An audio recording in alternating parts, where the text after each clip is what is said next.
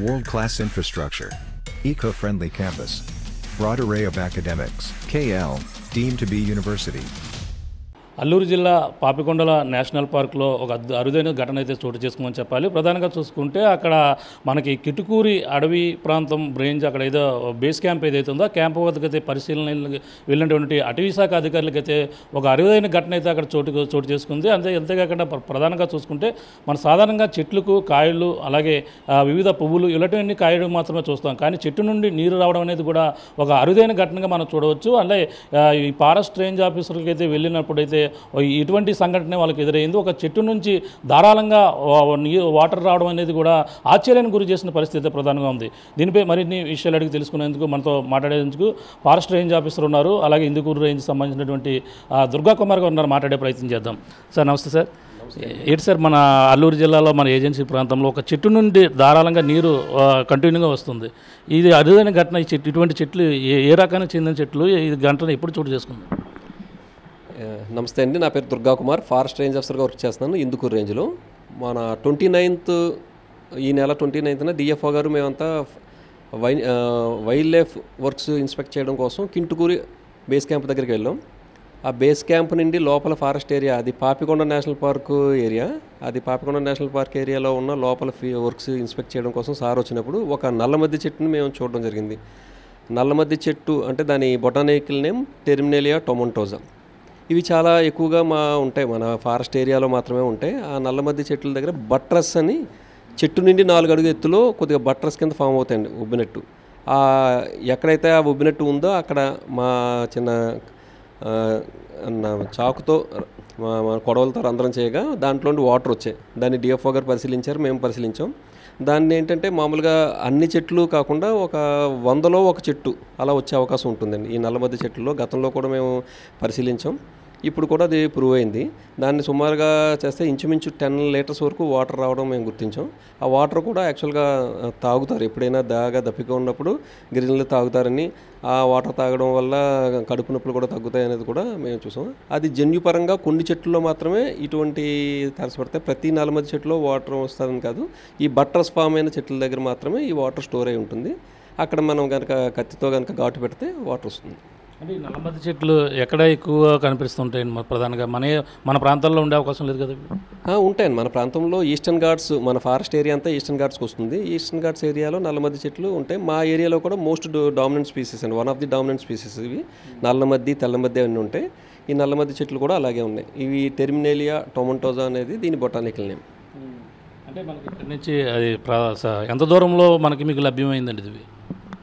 మన రంపచోడవరం నుండి కాకవాడ ఆకూరు కొయ్యలగూడెం ఉంటుందండి. ఆ కాకవాడ నుండి కొయ్యలగూడెం వెళ్ళిన తర్వాత కొయ్యలగూడెం నుండి ఒక 2 కిలోమీటర్లు దాటిన తర్వాత నుండి మాత్రమే పాపికొండ నేషనల్ పార్క్ ఏరియా ప్రారంభమవుతుంది. ఆ పాపికొండ నేషనల్ పార్క్ దగ్గరలో మేము కింటుకూడి బేస్ క్యాంప్ అనేది ఏర్పాటు చేసాం. అది ప్యూర్లీ వైల్డ్ లైఫ్ ప్రొటెక్షన్ నిమిత్తం పెట్టడం జరిగింది. అక్కడ 5 బేస్ క్యాంప్ హెల్పర్స్ ఉంటారు, ఒక ఎఫ్బిఓ ఉంటారు, ఒక సెక్షన్ ఆఫీసర్ ఉంటారు. వాళ్ళు అక్కడ రెగ్యులర్గా స్టాఫ్ ఉంటారు. మేము డిఎఫ్ఓ గారితో పాటు ఆ కింటుకూరు బేస్ క్యాంప్ తనిఖీ మరియు ఫీల్డ్ వర్క్స్ ఇన్స్పెక్షన్ నిమిత్తం వెళ్ళినప్పుడు ఇది సంఘటన మేము చూడడం జరిగింది. అంటే ఈ చెట్లు ఈ రకం చెట్లలోనే ఉంటాయా, వేరే చెట్లు కూడా ఇటువంటి జన్యుపరం లోపం వచ్చిన వాళ్ళు వస్తాయంటే? అన్నిట్లో లేవని మేము గుర్తించిన నల్లమద్ది చెట్లు ఉంటాయి. అలాగే కొన్ని తీగల్లో కూడా వాటర్ స్టోరేజ్ అనేది ఉంటుంది. ఆ తీగల్లో కూడా వాళ్ళు కట్ చేసి వాటర్ తాగుతారు అనేది గిరిజనులు కానీ అక్కడ లోకల్ ట్రైబల్స్ కానీ మా బేస్ క్యాంప్ హెల్పర్స్ అనేది వాళ్ళు చెప్పడం జరిగింది.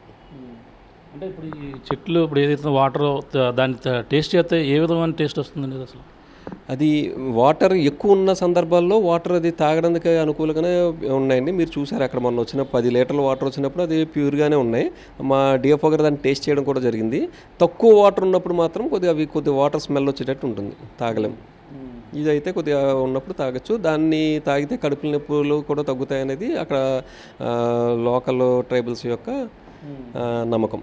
అంటే ఇది దీంతో పోల్చుకోవచ్చు అంటే మనం చెట్టు జీలి కళ్ళు అని ఇటువంటి బాబత్ చెందినటువంటి అనుకోవచ్చు? అదని కాదు, పూర్తిగా కాదు. ఇది యాక్చువల్గా వేర్ల నుండి వాటర్ దాన్ని సక్ చేసుకొని పైకి తీసుకెళ్లేటప్పుడు ఈ బట్టర్స్ ఫామ్ అయిన చోట వాటర్ స్టోరేజ్ అయి ఉంటుంది, అక్కడ మాత్రమే ఉండదు. జస్ట్ ఇదేంటంటే మన దాని క్యారెక్టరిస్టిక్స్లో ఒక భాగం మాత్రమే. అంటే ప్రస్తుతానికి ఇటువంటి చెట్లు ఇది ఒకటే గుర్తించారు, ఇంకేమైనా ఎక్కువ గుర్తించారండి? తీగల్లో ఉంటాయండి. నల్లమంది చెట్లలో ఇలా ఉంటాయి. మిగతా బట్రస్ ఎక్కడైనా ఫామ్ అయిన కొన్ని చెట్లలో అంటే నల్లమంది చెట్లలోని మాత్రమే మాకు ఐడెంటిఫై అయింది మేము చూసిన వరకు మా ఏరియాలో. అంటే ఈ రంపచోడవరం ఏరియాలో ఆ యొక్క ప్రాంతంలో నల్లమద్ది చెట్లు ఎక్కువ ఉన్నాయండి. ఇంకా అంటే ఇటువంటి వాటర్ ఉన్నది ఇప్పుడే బయటపడిందా, గతంలో కూడా వచ్చిందండి?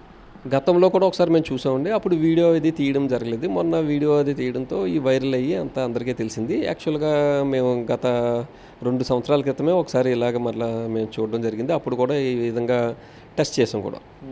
అంటే కింటుకూరు బేస్ క్యాంప్ ఏదైతుందో అక్కడికి మనం సాధారణంగా వెహికల్స్ వెళ్ళే అవకాశం ఉందంటే, లేదంటే జనరల్గా మామూలుగా వెళ్ళొచ్చుండదు? లేదండి, అది ఆ పాపికొండ నేషనల్ పార్క్ అనేది ప్రొటెక్టెడ్ ఏరియా. దాంట్లోకి వెళ్ళాలంటే డిఎఫ్ఓ గారి పర్మిషన్ అండ్ ఫారెస్ట్ డిపార్ట్మెంట్ అనుమతి లేకుండా వెళ్ళడానికి లేదు. ట్రెస్ పాస్ ఈజ్ యాక్చువల్గా నాట్ అలౌడ్. అలానే అది రక్షిత ప్రాంతం పాపికొండ అభయారణ్యం అనేది. అది వెళ్ళే అవకాశం కూడా లేదు. యాక్చువల్గా ప్రతి వెహికల్ వెళ్ళేది లేదు. మావి కూడా కేవలం జీపులు మాత్రమే అక్కడ వరకు వెళ్ళగలుగుతాయి. అక్కడికి నుండి మేము బై వాక్ మాత్రమే లోపలికి వెళ్ళగలం. మళ్ళీ ఇన్వెస్టిగేషన్ ఎప్పుడు వెళ్తారు అంటే పర్యవేక్షించడం కోసం?